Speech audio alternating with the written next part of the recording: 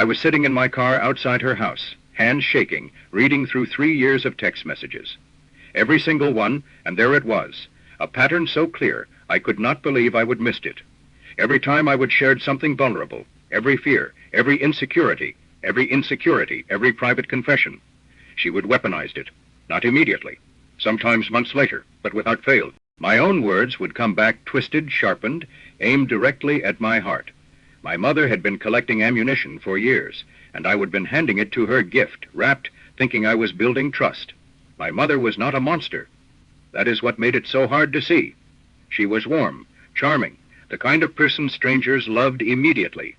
At family gatherings, she would hold court, making everyone laugh, remembering birthdays, sending thoughtful gifts. People would tell me constantly how lucky I was, and I believed them. When I started dating Marcus seriously, I wanted them to be close. I would share our conversations with her, our small conflicts, my worries about whether I was good enough for him. She would listen with such compassion, such understanding. "You can tell me anything," she would say. "We are not just mother and daughter. We are best friends."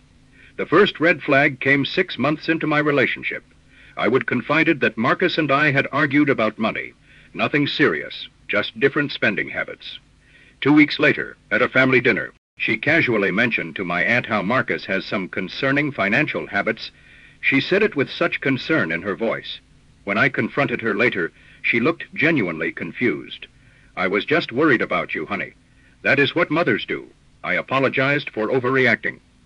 The second flag, I would told her, I sometimes felt insecure about my career compared to Marcus' success. A month later, she was telling me, in front of him, that I should not feel bad about being the less ambitious one in the relationship. She smiled warmly the whole time. Marcus looked uncomfortable. I laughed it off. Episode 1 happened at my 28th birthday dinner. I would told my mother weeks earlier, in a quiet moment, that I was nervous about turning 28, because I would always imagined I would have kids by now. It was a vulnerable admission, something I had not even told Marcus yet. At the restaurant, surrounded by friends and family, my mother raised her glass for a toast.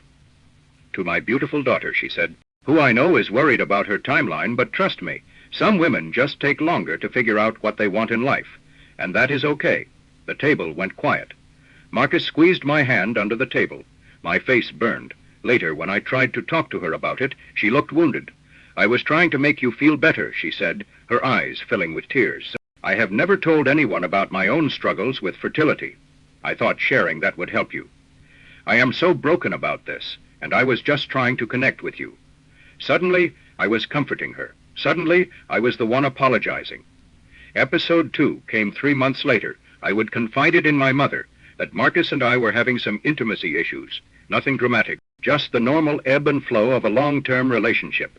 I trusted her. She was my mother. We were best friends, remember. The next time we visited her, she pulled Marcus aside. I only found out later what she would said. "I am worried about you, too. She has told me things. I just want you to know, if you ever need to talk, I am here." We both know she can be difficult. Marcus was confused, uncomfortable. He told me that night. "What did you tell her about us?" he asked. The look in his eyes, like he did not know what was private anymore, what was safe. I tried to explain. He said he understood. But something shifted. He started sharing less with me, and I could not blame him. Episode 3 was the worst. I had been struggling with anxiety, seeing a therapist, working through some childhood stuff. In a moment of deep vulnerability, I would told my mother about a panic attack I would had, the first one in years. I described the feeling, the shame, the fear that I was broken. I cried. She held me. "You are the only one who knows about this," I said. "I have not even told Marcus." She nodded solemnly. "We are in this together," she said. "We both struggle with our mental health. We need to support each other." 2 weeks later, I walked into a family gathering to find my mother speaking in hushed tones with my aunt and cousin. They stopped when they saw me. The pity in their eyes was unmistakable. "We are just worried about you, honey," my aunt said. "Your mom told us you have been having." Episodes, my mother's face was arranged in perfect concern. "I thought they should know," she said. "We are family. We need to support each other." I stood there, exposed, humiliated. My most private struggle now, family gossip. When I tried to confront her later, she turned it around. "If you speak up about this, you are being aggressive and ungrateful. But if you stay quiet, You clearly do not care about our relationship enough to communicate. I was trapped. Every door led to being wrong. Episode 4 was quieter, but somehow worse. I would mention to her, months earlier, that I sometimes worried I was not smart enough for Marcus' academic friends. Just an insecurity, a small fear. She would file it away at Marcus' colleagues' dinner party. She spent the evening subtly steering conversations toward topics I knew nothing about. Quantum physics, economic theory. Every time I tried to contribute, she would gently redirect. Oh, that is so sweet, but I think they were talking about something a bit more technical. She made it look like she was helping me. To everyone else, she was the gracious mother protecting her daughter from embarrassment. To me, she was confirming every fear I would ever whispered to her. Marcus noticed. "Why does your mom keep talking over you?" he asked on the drive home. I did not have an answer. I did not have words for what was happening. I just knew that every secret I would shared had become a weapon, every vulnerability a target. Let me break down exactly what was happening, because once you see it, you cannot unsee it. The primary tactic my mother used was strategic vulnerability. This is when someone uses vulnerability as a manipulation tool, sharing their own trauma, weakness, or sad stories specifically to gain sympathy and lower your defenses. My mother was masterful at this. Every time I confronted her about something she would done, she would immediately pivot to her own pain.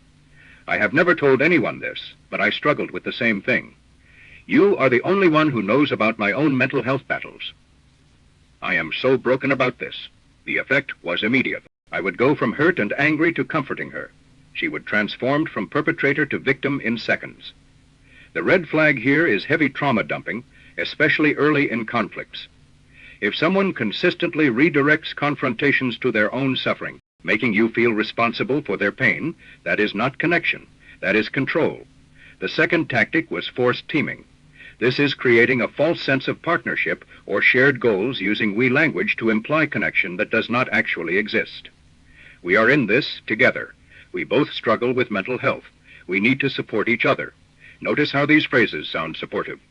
They are not. They are designed to make you feel like you are on the same team, so you cannot criticize her without criticizing us. When she shared my panic attacks with the family, she framed it as we need to support each other. But the decision benefited only her. She got to be the concerned, connected mother.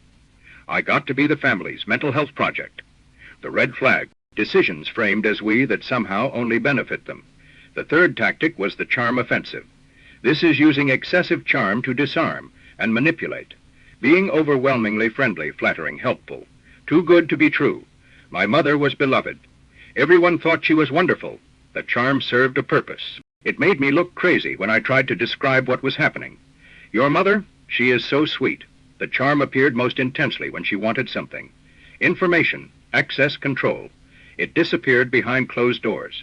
The red flag, someone everyone thinks is wonderful, but whose charm seems to activate specifically when they want something from you. The fourth tactic was the double bind. This is creating situations where you lose no matter what you choose. If you speak up, you are aggressive. If you stay quiet, you do not care. If you set boundaries, you are ungrateful. If you do not, you are a doormat. Every choice led to criticism. I was constantly trapped between bad options, and she would design it that way. The red flag, feeling like every choice you make will be wrong. If you are damned if you do, and damned if you do not, someone has constructed that trap deliberately. I did not confront her. I know that is not the satisfying ending people want. There was no dramatic showdown, no moment where I laid out everything she would done and watched her crumble with recognition. I would tried that before. Every time she would cry or redirect to her own pain, or twist my words until I was apologizing. So I chose differently. I chose escape. It started small. I stopped sharing anything real. When she asked about my relationship, I gave surface answers. Everything's fine. We are good. I started declining family gatherings, citing work, illness, scheduling conflicts. I created distance so gradually that she did not notice until it was already there. Marcus and I had long conversations about what had happened, what I would finally recognize. He was relieved. I thought I was going crazy, he admitted. I could not understand why I felt so uncomfortable around her. We were not crazy. We had been living inside someone else's carefully constructed reality. Going low contact was harder than I expected. There were moments of intense guilt. She was my mother, after all. There were family members who did not understand, who thought I was being cold or cruel. My aunt called me dramatic. My cousin said I was overreacting. They only saw the charming version, the public performance. They did not have access to the private arsenal she would build from my secrets. The hardest part was not the separation. It was rebuilding trust in myself, in others. For months, I second-guessed every conversation. Was I oversharing? Was this going to be used against me? I would have been trained to see vulnerability as dangerous, intimacy as ammunition. That does not disappear overnight. Some days it still does not feel gone. Marcus and I are still together, stronger, actually. But I notice the hesitation in myself sometimes, the instinct to hold back, to protect information like it is currency.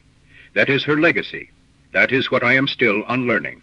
If any of this sounds familiar, I want you to know something. This happens to smart people. It happens to educated people, successful people, people who should know better. Manipulation works precisely because it targets our best qualities. Our desire to trust, to connect, to see the good in people we love.